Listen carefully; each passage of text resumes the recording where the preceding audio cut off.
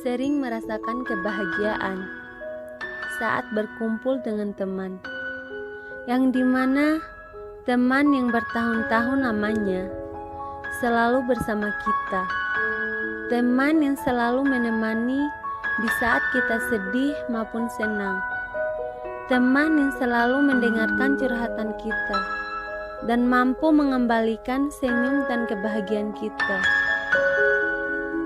Tanpa kita sadari, kita juga nanti bakalan pisah dengan teman.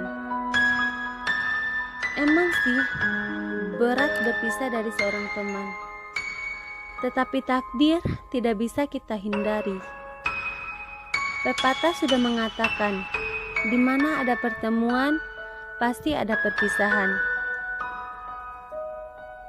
Untuk sebuah tangis yang kita rasakan, Tuhan akan memberikan sejuta senyum untuk kita.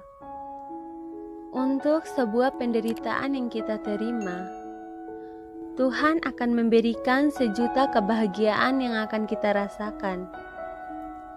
Untuk sebuah kesendirian dan kesepian di dalam hidup, Tuhan akan memberikan sejuta orang-orang yang akan mencintai kita.